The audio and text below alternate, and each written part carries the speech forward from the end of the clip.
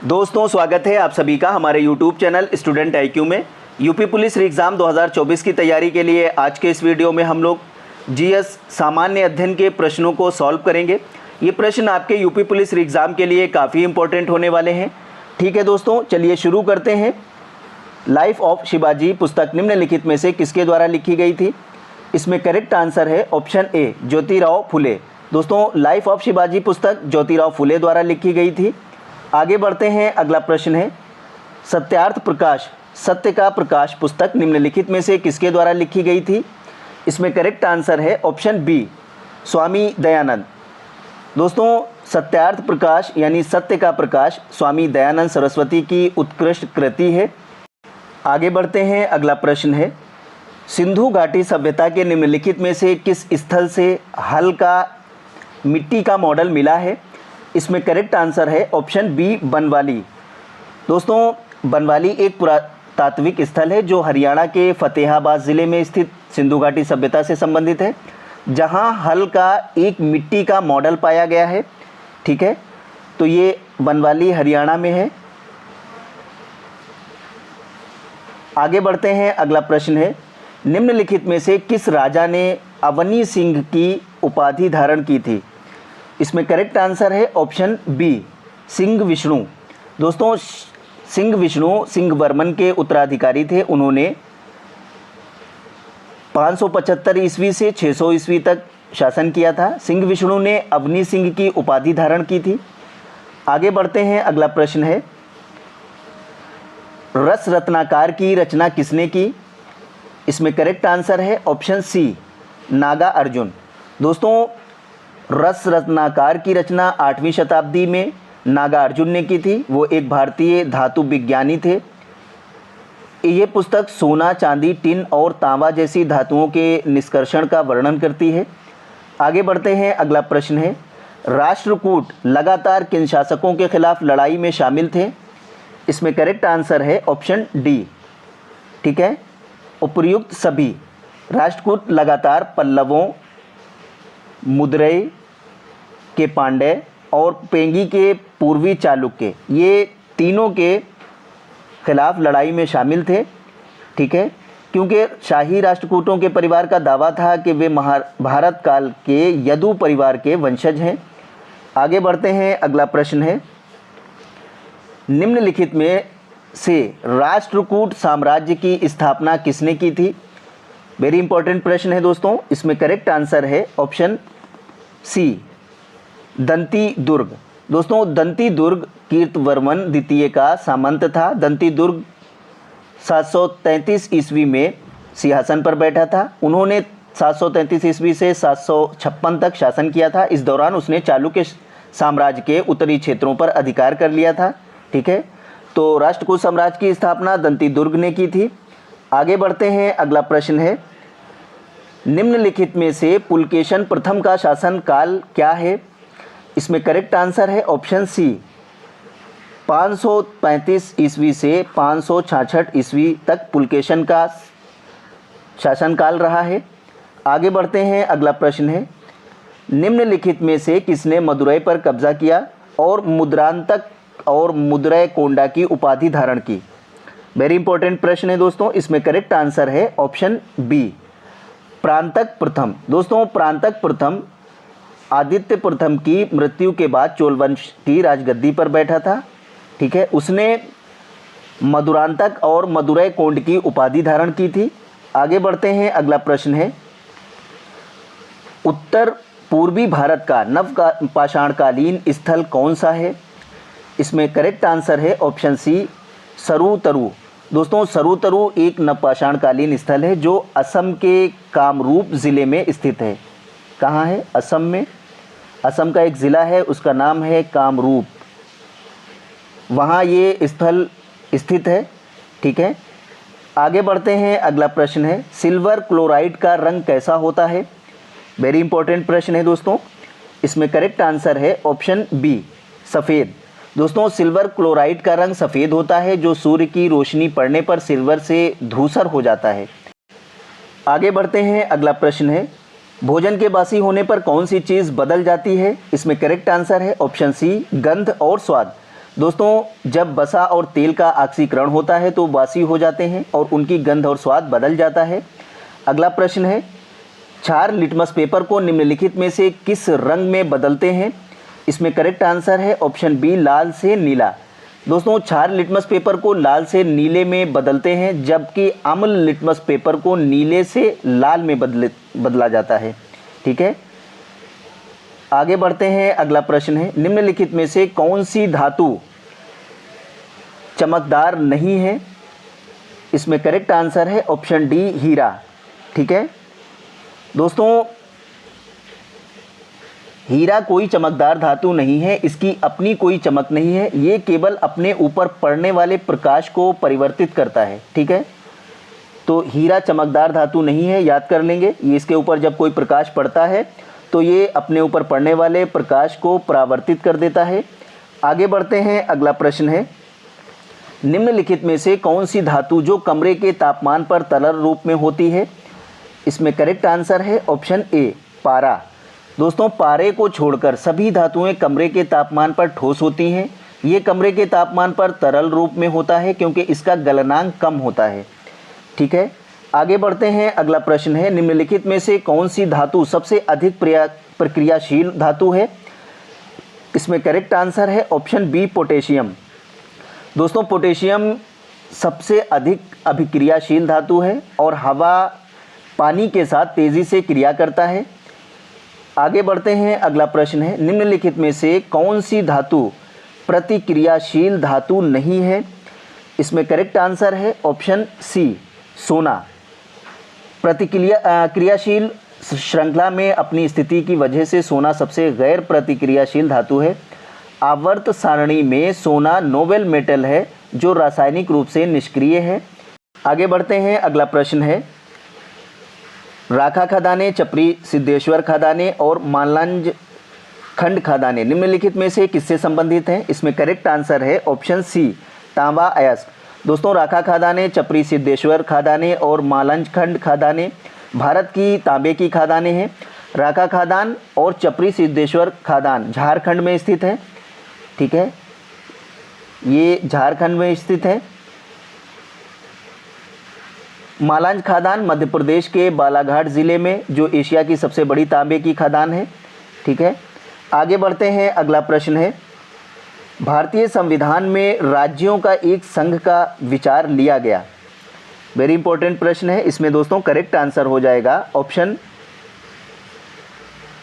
B, Australia या ऑस्ट्रेलियाई संविधान। ठीक है दोस्तों, भारतीय संविधान में राज्यों का एक संघ का विचार ऑस्ट्रेलियाई संविधान से लिया गया है। इसके अलावा समवर्ती सूची की अवधारणा, अनुच्छेद 108, दोनों सदनों की संयुक्त बैठक और व्यापार और वाणिज्य की स्वतंत्रता ऑस्ट्रेलियाई संविधान से ली गई है। भारतीय संविधान का कौन सा भाग राजभाषा से संबंधित है? इसमें करेक्ट आंसर ऑप्शन ए है, भाग 17। दोस्तों भारतीय संविधान के भाग 17 में अनुच्छेद 343 से लेकर 351 तक भारत के आधिकारिक भाषा से संबंधित प्रावधान शामिल हैं। अगला प्रश्न है, भारतीय संविधान का कौन सा अनुच्छेद राज्य को राज्य की सार्वजनिक सेवाओं में न्यायपालिका को कार्यपालिका से अलग करने के लिए कदम उठाने का निर्देश देता है? इसमें करेक्ट आंसर है ऑप्शन डी, अनुच्छेद 50। ठीक है दोस्तों, अनुच्छेद 50 भारत के संविधान में न्यायपालिका को कार्यपालिका से अलग करने का प्रावधान है। ये कहता है कि राज्य न्यायपालिका के कार्यपालिका से अलग करने के लिए कदम उठाएगा। आगे बढ़ते हैं। अगला प्रश्न है, भारत के पूरे क्षेत्र में स्वतंत्र रूप से घूमने का अधिकार भारतीय संविधान के किस अनुच्छेद के अंतर्गत आता है? इसमें करेक्ट आंसर ऑप्शन सी है, अनुच्छेद 19। दोस्तों भारत के पूरे क्षेत्र में स्वतंत्र रूप से घूमने का अधिकार भारतीय संविधान के अनुच्छेद 19 के अंतर्गत प्राप्त है। ये स्वतंत्रता के अधिकार के अंतर्गत आता है। आगे बढ़ते हैं। अगला प्रश्न है, लोकसभा की बैठक गठित करने के लिए कोरम क्या है? इसमें करेक्ट आंसर ऑप्शन डी है, सदन के कुल सदस्यों का 10वां हिस्सा। ठीक है, दोस्तों, संविधान द्वारा लोकसभा और राज्यसभा दोनों के लिए कोरम हेतु सदस्यों की संख्या कुल सदस्य संख्या का 1/10 निर्धारित की गई है। इस तरह लोकसभा की बैठक के संचालन के लिए कम से कम। आगे बढ़ते हैं, अगला प्रश्न है, भारत के संविधान में कितने मौलिक कर्तव्यों का उल्लेख किया गया है? इसका करेक्ट आंसर है ऑप्शन डी 11। दोस्तों, भारतीय संविधान में 11 मौलिक कर्तव्यों का उल्लेख किया गया है, ठीक है, जिसे 42वें संविधान संशोधन 1976 द्वारा शामिल किया गया था। 1976 में इसे शामिल किया गया है। ये संविधान के अनुच्छेद 51 भाग 4A में है, ठीक है। आगे बढ़ते हैं, अगला प्रश्न है, भारतीय संविधान की किस अनुसूची में दल बदल विरोधी कानून से संबंधित प्रावधान शामिल हैं? वेरी इंपॉर्टेंट प्रश्न है दोस्तों। इसमें आपका ऑप्शन सी करेक्ट आंसर है, 10वीं अनुसूची, ठीक है। दोस्तों, भारतीय संविधान की 10वीं अनुसूची में दल बदल विरोधी कानून से संबंधित प्रावधान शामिल हैं। इसे 1985 में संविधान के 52वें संशोधन द्वारा शामिल किया गया था, ठीक है। 1985 में 52वें संविधान संशोधन द्वारा इसे जोड़ा गया है। आगे बढ़ते हैं, अगला प्रश्न है, भारतीय संविधान के किस अनुच्छेद में निजता के अधिकार को मौलिक अधिकार के रूप में शामिल किया गया है? इसका करेक्ट आंसर है ऑप्शन सी, अनुच्छेद 21, ठीक है दोस्तों। भारतीय संविधान के अनुच्छेद 21 स्वतंत्रता का अधिकार में निजता का अधिकार, इसे मौलिक अधिकार के रूप में शामिल किया गया है। दोस्तों, निजता का अधिकार अनुच्छेद 21 का मूल भाग है, जो नागरिकों के जीवन और स्वतंत्रता की रक्षा करता है। आगे बढ़ते हैं, अगला प्रश्न है, भारतीय संविधान का कौन सा अनुच्छेद राज्य लोक सेवा आयोग द्वारा किए गए कार्यों की वार्षिक रिपोर्ट प्रस्तुत करने का प्रावधान करता है? इसमें करेक्ट आंसर है ऑप्शन बी, अनुच्छेद 323। दोस्तों, भारतीय संविधान का अनुच्छेद 323 राज्य लोक सेवा आयोग द्वारा किए गए कामों की वार्षिक रिपोर्ट राज्य के राज्यपाल को देता है, ठीक है। आगे बढ़ते हैं, अगला प्रश्न है, निम्नलिखित में से संसद को बुलाने का अधिकार किसे है? वेरी इंपॉर्टेंट प्रश्न है। इसमें करेक्ट आंसर है ऑप्शन बी, राष्ट्रपति, ठीक है। दोस्तों, राष्ट्रपति को संसद बुलाने का अधिकार है। राष्ट्रपति समय समय पर संसद के दोनों सदन को बुलाता है। सदन के दो सत्रों के बीच अधिकतम अंतराल 6 महीने से अधिक नहीं हो सकता है। एक वर्ष में 3 सत्र होते हैं, बजट सत्र, मानसून सत्र और शीतकालीन सत्र, ठीक है। तो एक साल में कितने सत्र होते हैं? 3 सत्र होते हैं। आगे बढ़ते हैं, अगला प्रश्न है, बंदी प्रत्यक्षीकरण भारतीय संविधान के किस भाग से संबंधित है? इसमें करेक्ट आंसर है ऑप्शन डी, उपर्युक्त में से कोई नहीं, ठीक है। बंदी प्रत्यक्षीकरण दोस्तों भारतीय संविधान के मौलिक अधिकार से जुड़ा हुआ है। मौलिक अधिकारों का उल्लेख भारतीय संविधान के भाग 3 में अनुच्छेद 12 से 35 में है, ठीक है। इसमें मौलिक अधिकार का वर्णन नहीं है, इसलिए इसमें कोई भी नहीं है, ठीक है। आगे बढ़ते हैं, अगला प्रश्न है, निम्नलिखित में से किस देश से भारतीय संविधान में संघवाद लिया गया? इसमें करेक्ट आंसर है ऑप्शन बी, कनाडा। दोस्तों, भारतीय संविधान में संघवाद को कनाडा से लिया गया है। भारत की संघीय प्रणाली को भारत के संविधान के संदर्भ में नियंत्रित किया जाता है, ठीक है। भारत देश को संप्रभु धर्मनिरपेक्ष लोकतांत्रिक गणराज्य के रूप में भी जाना जाता है। ये राष्ट्र मूल रूप से भारतीय संविधान के अनुसार काम कर रहा है, जिसे 26 नवंबर 1949 को अपनाया गया था और कनाडा से प्रेरित था, ठीक है। ये संघवाद कनाडा से प्रेरित है। अगला प्रश्न है, संविधान सभा का पहला सत्र आयोजित किया गया था। इसमें करेक्ट आंसर है ऑप्शन सी, 9 दिसंबर 1946। दोस्तों, संविधान सभा का पहला सत्र 9 दिसंबर 1946 को आयोजित किया गया था। 1946 की कैबिनेट मिशन योजना के तहत संविधान सभा के लिए चुनाव हुए थे, ठीक है। आगे बढ़ते हैं, अगला प्रश्न है, भारतीय संविधान का कौन सा अनुच्छेद अंतर्राष्ट्रीय शांति और सुरक्षा को बढ़ावा देने पर राज्य की नीति के निदेशक सिद्धांतों को बताता है? इसमें करेक्ट आंसर है ऑप्शन बी, अनुच्छेद 51। दोस्तों, बहुत ही इंपॉर्टेंट प्रश्न है। अनुच्छेद 51 भारतीय संविधान के अंतर्राष्ट्रीय शांति और सुरक्षा को बढ़ावा देने पर राज्य के नीति निदेशक सिद्धांतों को बताता है, ठीक है। आगे बढ़ते हैं, अगला प्रश्न है, स्वतंत्रता शब्द का क्या अर्थ है? इसमें करेक्ट आंसर है ऑप्शन सी, प्रतिबंधों का अभाव। ठीक है, स्वतंत्रता से या स्वतंत्रता शब्द का अर्थ व्यक्तियों की गतिविधियों पर प्रतिबंधों का अभाव होना चाहिए। साथ ही इसका अर्थ होता है व्यक्तियों के विकास के लिए अवसर प्रदान करना। आगे बढ़ते हैं, अगला प्रश्न है, दंड प्रक्रिया संहिता भारत में कब से प्रभावी हुआ? इसमें करेक्ट आंसर है ऑप्शन डी, 1 अप्रैल 1974। दोस्तों, दंड प्रक्रिया संहिता CRPC भारत में आपराधिक कानून के प्रशासन के लिए प्रक्रियाएं प्रदान करती है। इसे वर्ष 1973 में अधिनियमित किया गया था और 1 अप्रैल 1974 से ये प्रभावी हुआ है। ठीक है, आगे बढ़ते हैं, अगला प्रश्न है, भारतीय संविधान का कौन सा अनुच्छेद राष्ट्रपति को किसी भी व्यक्ति को क्षमादान देने का अधिकार देता है? इसमें करेक्ट आंसर है ऑप्शन बी, अनुच्छेद 72। दोस्तों, भारत के संविधान का अनुच्छेद 72 राष्ट्रपति को किसी भी व्यक्ति को क्षमादान करने का अधिकार देता है। राष्ट्रपति की क्षमादान शक्ति न्यायपालिका पर निर्भर नहीं है, ये कार्यकारी शक्ति होती है। क्षमादान के मामले में राष्ट्रपति अपने आदेश के लिए कोई कारण बताने के लिए भी बाध्य नहीं होता है, लेकिन जब क्षमादान करता है राष्ट्रपति दोस्तों, तो ये शक्ति का प्रयोग मंत्रिमंडल की या मंत्रिपरिषद की सलाह पर करता है। ठीक है, अगला प्रश्न है, भारतीय संविधान का कौन सा अनुच्छेद राज्यपाल को सूचना प्रस्तुत करने के संबंध में मुख्यमंत्री के कर्तव्यों से संबंधित है? वेरी इंपॉर्टेंट प्रश्न है। इसमें ऑप्शन ए करेक्ट आंसर है, अनुच्छेद 167। भारत के संविधान का अनुच्छेद 167 राज्यपाल को सूचना प्रस्तुत करने के संबंध में मुख्यमंत्री के कर्तव्यों के बारे में है। ठीक है, 167 के तहत राज्यपाल और राज्य मंत्री परिषद के बीच मुख्यमंत्री एक कड़ी के रूप में काम करता है।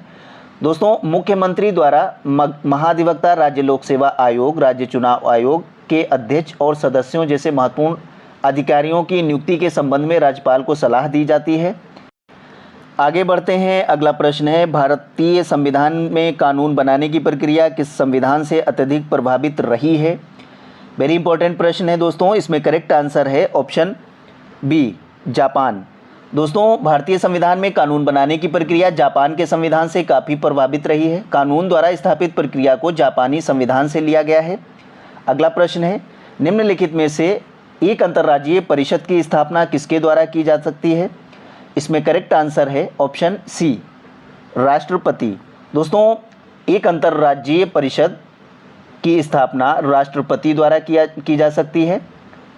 ये एक संवैधानिक निकाय है जिसे राष्ट्रपति द्वारा स्थापित किया जाता है। आगे बढ़ते हैं, अगला प्रश्न है, निम्नलिखित में से कौन लोकायुक्त और उप लोकायुक्त की नियुक्ति करता है?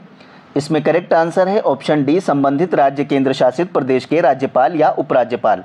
दोस्तों, राज्यपाल या उपराज्यपाल लोकायुक्त और उप लोकायुक्त की नियुक्ति करता है। ठीक है, आगे बढ़ते हैं, अगला प्रश्न है, ईवीएम इलेक्ट्रॉनिक वोटिंग मशीन का प्रयोग भारत में पहली बार किस वर्ष में किया गया था? वेरी इंपॉर्टेंट प्रश्न है दोस्तों। इसमें ऑप्शन सी करेक्ट आंसर है, 1982।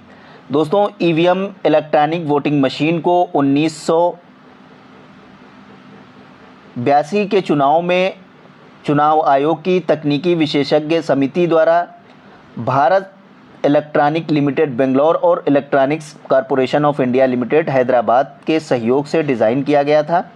ईवीएम का पहली बार इस्तेमाल 1982 में केरल के उत्तरी परवूर विधानसभा क्षेत्र उपचुनाव के दौरान किया गया था। सबसे पहले ईवीएम का प्रयोग केरल चुनाव में हुआ था और 1982 में इसे पहली बार प्रयोग किया गया था। आगे बढ़ते हैं, अगला प्रश्न है, निम्नलिखित में से आदर्श रूप से भारत के पास वन भूमि का अनुमानित प्रतिशत कितना है? वेरी इंपॉर्टेंट प्रश्न है दोस्तों। इसमें ऑप्शन सी करेक्ट आंसर है, 33%। दोस्तों, भारत में वर्तमान में लगभग 12% वन भूमि है। आदर्श वन भूमि क्षेत्र 33% है, जबकि पहाड़ों में ये लगभग 45% है। इसका मतलब है कि पहाड़ों और पहाड़ियों की अनुमानित वन भूमि 2/3 होनी चाहिए। इस तरह भारत को वन आवरण बढ़ाने के लिए वन भूमि को बढ़ाने की आवश्यकता है। तो भारत के पास वन भूमि का अनुमानित प्रतिशत 33% है। आगे बढ़ते हैं, अगला प्रश्न है, दुनिया के कितने देशों में लगभग 57% बड़े बांध हैं? इसमें करेक्ट आंसर है ऑप्शन ए, भारत और चीन। दोस्तों भारत और चीन में लगभग 57% बड़े बांध हैं। बांध बाढ़ के लिए भंडारण स्थान के रूप में काम करते हैं। ये लाखों लोगों पर बाढ़ के प्रभाव को कम करता है। ये भी सुझाव दिया गया है कि लगभग 40% सिंचित भूमि बांधों पर निर्भर करती है। आगे बढ़ते हैं, अगला प्रश्न है, निम्नलिखित में से कौन सा तत्व तो विश्व की व्यावसायिक ऊर्जा खपत का सबसे बड़ा स्रोत माना जाता है? इसमें करेक्ट आंसर है ऑप्शन बी, तेल। दोस्तों 19वीं शताब्दी के आसपास कोयला सबसे बड़ा ऊर्जा स्रोत था, लेकिन आज तेल को व्यावसायिक ऊर्जा खपत का सबसे बड़ा स्रोत माना जाता है। ये लगभग 39% बनता है। ऊर्जा खपत में कोयले का प्रतिशत लगभग 24% है। ठीक है, तो वर्तमान समय में व्यावसायिक ऊर्जा खपत का सबसे बड़ा स्रोत तेल है। अगला प्रश्न है, निम्नलिखित में से जैव ईंधन में एल्कोहल के कौन से दो रूप शामिल हैं? इसमें करेक्ट आंसर है ऑप्शन ए, एथेनॉल और मेथेनॉल।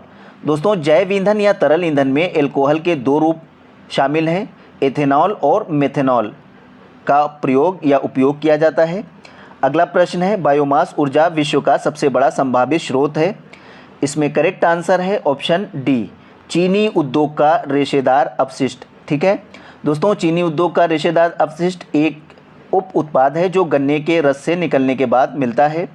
इसे खोई भी कहा जाता है, जो बायोमास ऊर्जा का विश्व का सबसे बड़ा संभावित स्रोत है। अगला प्रश्न है, निम्नलिखित में से पारिस्थितिकी तंत्र के कार्यात्मक पहलू हैं। इसमें करेक्ट आंसर है ऑप्शन डी, उपर्युक्त सभी। ठीक है, पारिस्थितिकी तंत्र के जीवन या जीवित और निर्जीव हिस्से शामिल होते हैं, एक दूसरे से जुड़े हुए हैं। पारिस्थितिकी तंत्र के कार्यकाल पहलू पोषक चक्र, खाद्य श्रृंखला और ऊर्जा चक्र हैं।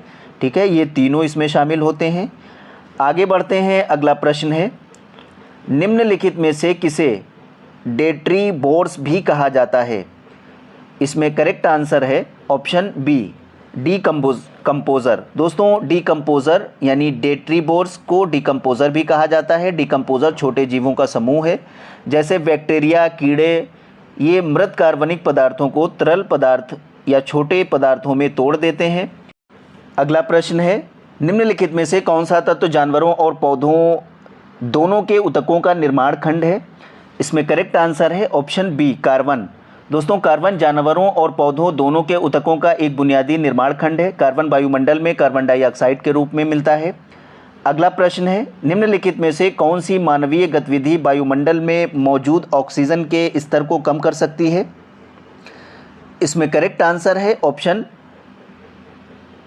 ए, वनों की कटाई। वनों की कटाई व्यावसायिक उद्देश्यों के लिए पेड़ों को हटाने की गतिविधि है। पेड़ पौधों को कम होने से ऑक्सीजन के स्तर पर प्रतिकूल प्रभाव पड़ता है, इसलिए वनों की कटाई से वातावरण में मौजूद ऑक्सीजन की मात्रा कम हो जाती है। ठीक है, आगे बढ़ते हैं, अगला प्रश्न है, निम्नलिखित में से एक पारिस्थितिकी तंत्र में बड़ी संख्या में आपस में जुड़ी श्रृंखलाएं मिलकर बनाती हैं। इसमें करेक्ट आंसर ऑप्शन सी है, खाद्य जाल। ठीक है दोस्तों, एक पारिस्थितिकी तंत्र में आपस में जुड़ी हुई श्रृंखलाएं मिलकर एक खाद्य जाल बनाती हैं, जो एक पारिस्थितिकी तंत्र का मूल हिस्सा है।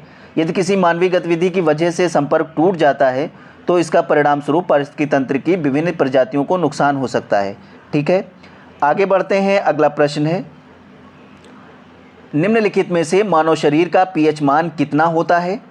इसमें करेक्ट आंसर ऑप्शन बी होगा, 7 से 7.8 तक। ठीक है, अनुकूल परिस्थितियों में मानव शरीर का पीएच यानी सीमा 7.0 से 7.8 होती है। आमतौर पर यह शरीर के अंग पर निर्भर करता है। ठीक है, पीएच का अर्थ हाइड्रोजन की क्षमता। पीएच पैमाना वो पैमाना होता है जिसका उपयोग किसी पदार्थ की अम्लीय या अम्लता या क्षारीयता के उसके विलयन में हाइड्रोजन आयनों की सांद्रता के आधार पर व्यक्त करने के लिए किया जाता है। पीएच पैमाने की खोज सोरेनसेन ने की थी। ठीक है, किसने की थी? सोरेनसेन।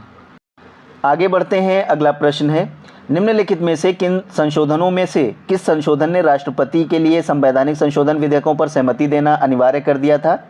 इसमें करेक्ट आंसर ऑप्शन सी है, 24वां।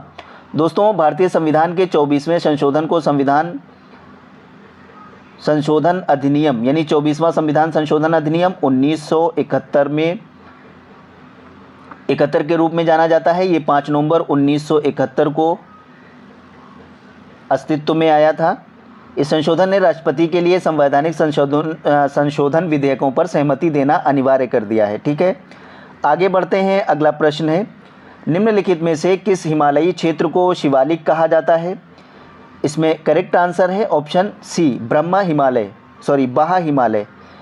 बाहा हिमालय को शिवालिक कहा जाता है। हिमालय को उसकी ऊंचाई के आधार पर 3 अलग अलग खंडों में बांटा गया है। इसमें पहला खंड है हिमाद्री या बृहत हिमालय।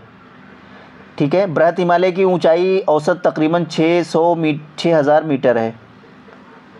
ठीक है, और दूसरा होता है हिमाचल। इसकी औसत ऊंचाई है 3700 मीटर से 4500 मीटर। ठीक है, ये दूसरा है। तीसरे खंड को शिवालिक कहा जाता है। शिवालिक बाहा हिमालय की औसत ऊंचाई 900 से 1200 मीटर है। ठीक है, ये तीसरा खंड है, इसकी 900 से 1200 मीटर ऊंचाई होती है। ठीक है, ये भारतीय शहर इस श्रेणी में आते हैं ऋषिकेश, हरिद्वार, देवप्रयाग, रुद्रप्रयाग। ठीक है, आगे बढ़ते हैं। अगला प्रश्न है, निम्नलिखित में से भारत में एसोसिएशन का गठन है। इसमें करेक्ट आंसर है ऑप्शन डी, मौलिक अधिकार। ठीक है दोस्तों, भारत में एसोसिएशन का गठन एक मौलिक अधिकार है। ठीक है, इसे भारत के संविधान के अनुच्छेद 19(1)(c) के तहत दिया गया है, जो एक मौलिक अधिकार है। अगला प्रश्न है, निम्नलिखित में से पुजटा घास का मैदान कहाँ पर स्थित है? इसमें करेक्ट आंसर है ऑप्शन सी, हंगरी। पुजटा घास का मैदान दोस्तों हंगेरियन पुजटा ग्रेट हंगेरियन मैदान का एक शीतोष्ण घास मैदान है। ये मुख्य रूप से हंगरी के पूर्वी भाग में टिज़्ज़ा नदी के आसपास पाया जाता है। हंगरी एक देश है जो मध्य यूरोप में स्थित है। हंगरी की राजधानी बुडापेस्ट है। ठीक है, तो पुजटा घास का मैदान हंगरी में पाया जाता है।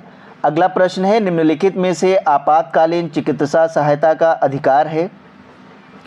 इसमें करेक्ट आंसर है ऑप्शन बी, संवैधानिक अधिकार। दोस्तों, स्वास्थ्य का अधिकार मानव गरिमा का एक अनिवार्य घटक है जो लोगों को संवैधानिक अधिकार देता है।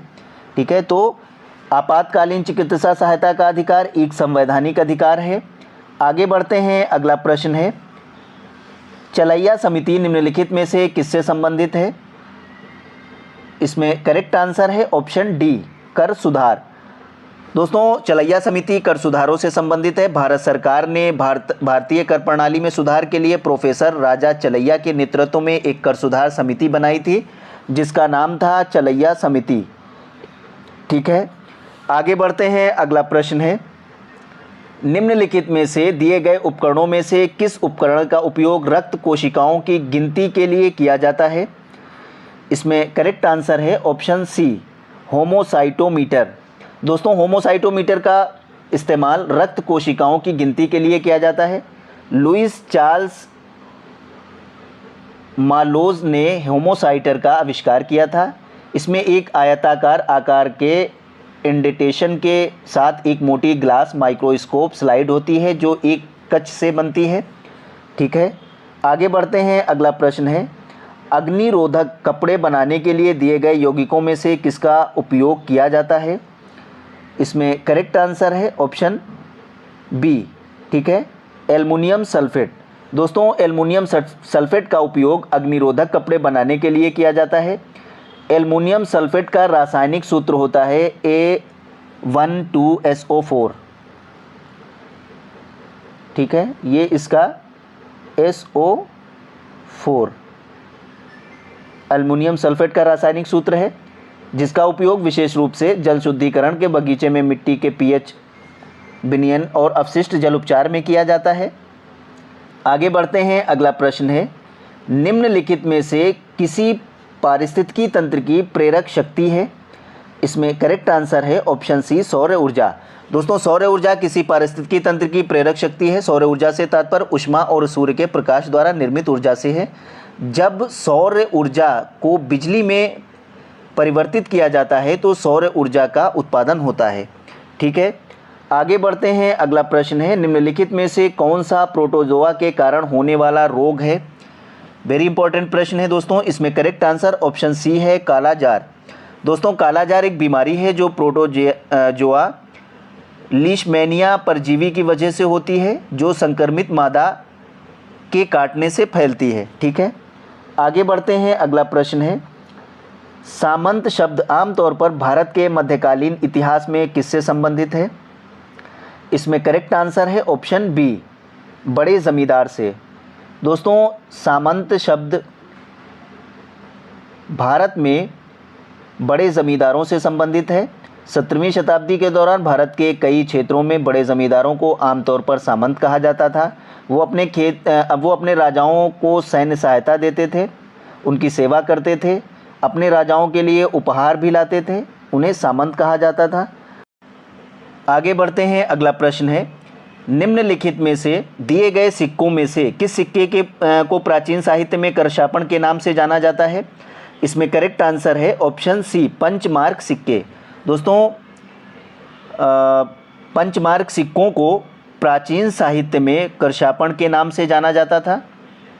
ठीक है, पंच सिक्के मुख्य रूप से चांदी, तांबे और अन्य धातु मिश्रित धातुओं से बने होते थे। आगे बढ़ते हैं, अगला प्रश्न है, मनुष्य में भोजन का पाचन आहार नाल के किस भाग से शुरू होता है? इसमें करेक्ट आंसर ऑप्शन सी है, मुंह। दोस्तों मनुष्य में भोजन का पाचन मुंह से चबाने से शुरू होता है। दूसरे शब्दों में अगर कहें, हम कह सकते हैं कि पहला कौर खाने से पहले ही मुंह में पाचन शुरू हो जाता है। जब हम भोजन को सूंघते हैं, देखते हैं या उसके बारे में सोचते हैं तो आमतौर पर हमारे मुंह से एक लार निकलने लगती है। जब हम अपना पहला निवाला लेते हैं तो ये लार भोजन के साथ मिलकर उसे तोड़ने में मदद करती है ताकि हमारा शरीर इसे अवशोषित कर सके। ठीक है, आगे बढ़ते हैं, अगला प्रश्न है, जब धातु तनु अम्ल के साथ प्रतिक्रिया करती है तो कौन सी गैस बनती है? इसमें करेक्ट आंसर ऑप्शन डी है, हाइड्रोजन। दोस्तों जब हम तनु अम्लों पर विचार करते हैं तो धातु गतिविधि में हाइड्रोजन के ऊपर रखी गई पहली धातुएं मजबूत खनिज अम्लों के साथ प्रतिक्रिया करके अपने संबंधित लवण का उत्पादन करती हैं और हाइड्रोजन गैस मुक्त करती हैं। ठीक है, आगे बढ़ते हैं, अगला प्रश्न है, बरनी शब्द का तात्पर्य कृषि के संदर्भ में निम्नलिखित में से किससे है? इसमें करेक्ट आंसर है ऑप्शन सी, वर्षा आधारित कृषि। दोस्तों बरनी शब्द का तात्पर्य वर्षा आधारित खेती से है। वर्षा आधारित खेती एक ऐसी खेती तकनीक या कृषि तकनीक को संदर्भित करती है जो मुख्य रूप से जल प्रबंधन के लिए वर्षा पर निर्भर करती है। ये विकासशील देशों में बीपीएल यानी गरीबी रेखा से नीचे लोगों या गरीब समुदाय द्वारा उपभोग किया जाने वाला अधिकांश भोजन उपलब्ध कराता है। तो वर्णी शब्द का तात्पर्य वर्षा आधारित खेती से संबंधित है। आगे बढ़ते हैं, अगला प्रश्न है, निम्नलिखित में से किस घाटी को भारत का ग्रैंड कैन्यन या भारत का एरिज़ोना भी कहा जाता है? इसमें करेक्ट आंसर है ऑप्शन ए, गांडीकोटा घाटी। दोस्तों गांडीकोटा घाटी को भारत का ग्रैंड कैन्यन या भारत का एरिज़ोना कहा जाता है। ये हैदराबाद में स्थित है। ठीक है, गांडीकोटा घाटी जो है हैदराबाद आंध्र प्रदेश के पास स्थित है। इसका निर्माण पेन्नार नदी द्वारा एर्रामाला पहाड़ियों को काटकर किया गया है। आगे बढ़ते हैं, अगला प्रश्न है, निम्नलिखित में से कौन सा पानी में घुलनशील विटामिन है? इसमें करेक्ट आंसर ऑप्शन बी हो जाएगा, विटामिन बी। दोस्तों विटामिन बी पानी में घुलनशील विटामिन है। विटामिन शब्द 1911 में सी फंक द्वारा दिया गया था। सी फंक इन्होंने इसका नाम दिया था। इसका नाम अंग्रेजी वर्णमाला के आधार पर रखा गया है, जैसे vitamin A, B, C, D, E और के। विटामिन ए गैर कैलोरी कार्बनिक सूक्ष्म को संदर्भित करता है। वो पोषक तत्व जो शरीर की सामान्य वृद्धि विकास कामों के लिए ज़रूरी होते हैं। सर्वोत्तम स्वास्थ्य बनाए रखने के लिए विटामिन की भी आवश्यकता होती है। घुलनशीलता के आधार पर विटामिन को 2 वर्गों में बांटा गया है। पानी में घुलनशील विटामिन आमतौर पर इसमें विटामिन बी कॉम्प्लेक्स और विटामिन सी शामिल होते हैं। ठीक है, ये विटामिन बी और सी ये दोनों पानी में घुलनशील होते हैं। वसा में घुलनशील विटामिन विटामिन ए, विटामिन के, विटामिन डी और विटामिन ई भी होता है। आगे बढ़ते हैं। अगला प्रश्न है, निम्नलिखित में से कौन नाइट्रोजन स्थिरीकरण के लिए जिम्मेदार है? इसमें करेक्ट आंसर ऑप्शन बी है, जीवाणु। दोस्तों, नाइट्रोजन स्थिरीकरण के लिए बैक्टीरिया यानी जीवाणु जिम्मेदार होते हैं। ठीक है, आगे बढ़ते हैं। अगला प्रश्न है, निम्न में से कौन सा सही सुमेलित नहीं है? ठीक है, ऊंचाहार ताप विद्युत परियोजना रायबरेली, दूसरा है सिंगरौली सुपर ताप परियोजना बनारस, टांडा ताप विद्युत केंद्र अंबेडकर नगर और रिहंद ताप विद्युत केंद्र सोनभद्र। दोस्तों, इसमें कौन सा सही सुमेलित नहीं है? इसमें करेक्ट आंसर है ऑप्शन बी। ठीक है, सिंगरौली सुपर ताप विस्तार परियोजना बनारस, ये सही सुमेलित नहीं है। दोस्तों, सिंगरौली सुपर ताप विद्युत संयंत्र भारतीय राज्य उत्तर प्रदेश में सोनभद्र जिले में है। ठीक है, ये सोनभद्र जिले के शक्ति नगर में स्थित है। ये विद्युत संयंत्र एनटीपीसी का पहला और सबसे पुराना विद्युत संयंत्र है। ठीक है, एनटीपीसी, और बाकी तीनों सही सुमेलित हैं। आगे बढ़ते हैं। अगला प्रश्न है, करछना ताप विद्युत केंद्र की स्थापना किस जिले में की गई है? इसमें करेक्ट आंसर है ऑप्शन डी, प्रयागराज। दोस्तों, करछना थर्मल पावर स्टेशन एक प्रस्तावित कोयला आधारित थर्मल पावर प्लांट है जो उत्तर प्रदेश के प्रयागराज जिले में 12 तहसील में स्थित है। कहाँ है? 12 तहसील।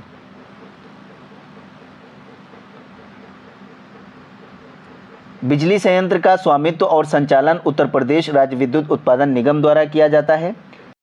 आगे बढ़ते हैं। अगला प्रश्न है, हर्षवर्धन के समय चीनी यात्री ह्वेनसांग के अनुसार उत्तर प्रदेश के किस नगर को नगर महोदय श्री कहा जाता था? इसमें करेक्ट आंसर ऑप्शन सी है, कन्नौज। दोस्तों, हर्षवर्धन के समय चीनी यात्री ह्वेनसांग के अनुसार उत्तर प्रदेश के कन्नौज नगर को नगर महोदय श्री कहा जाता था। कन्नौज भारत के उत्तर प्रदेश राज्य के कन्नौज ज़िले में स्थित एक नगर है। ये ज़िले का मुख्यालय भी है। शहर का नाम संस्कृत के कान्यकुब्ज शब्द से बना है। कन्नौज एक प्राचीन नगरी है एवं कभी हिंदू साम्राज्य की राजधानी के रूप में भी प्रतिष्ठित रहा है। ठीक है, आगे बढ़ते हैं। अगला प्रश्न है, निम्नलिखित में से भोंडा, माड, मार, पडुआ और राकड़ मिट्टी उत्तर प्रदेश राज्य में किस स्थान पर पाई जाती है? इसमें करेक्ट आंसर ऑप्शन ए है, पर्वतीय व पठारी ढालों पर। दोस्तों, उत्तर प्रदेश के दक्षिणी पठार की मिट्टियों को बुंदेलखंडी मृदा कहा जाता है। इस क्षेत्र में भोंडा, माड, मार, पडुआ, राकड़ मिट्टियाँ पाई जाती हैं। उत्तर प्रदेश के जालौन, झांसी, ललितपुर और हमीरपुर ज़िलों में काली मिट्टी पाई जाती है। आगे बढ़ते हैं। अगला प्रश्न है, लास्ट प्रश्न है दोस्तों। Raw research and analysis wing Bharat की विदेशी खुफिया एजेंसी है। इसकी स्थापना की गई थी। इसमें करेक्ट आंसर है ऑप्शन डी, 1968। दोस्तों, raw research and analysis wing Bharat की विदेशी खुफिया एजेंसी है। इसकी स्थापना वर्ष 1968 में की गई थी। एजेंसी का प्राथमिक कार्य है विदेशी खुफिया जानकारी, आतंकवाद का मुकाबला, प्रसार विरोधी भारतीय नीति निर्माताओं को सलाह देना और भारत के विदेशी सामरिक हितों को आगे बढ़ाना। ठीक है, ये रॉ का काम होता है। इसकी स्थापना 1968 में की गई थी। ठीक है दोस्तों, मिलते हैं अगली वीडियो में। जो लोग हमारे YouTube चैनल पर नए, हमारे YouTube चैनल को सब्सक्राइब कर लें, बेल आइकन ज़रूर प्रेस कर दें ताकि हमारी आने वाली अगली वीडियो का नोटिफिकेशन आपको सबसे पहले मिल सके। दोस्तों, वीडियो को लाइक और शेयर ज़रूर कर दें। Thank you.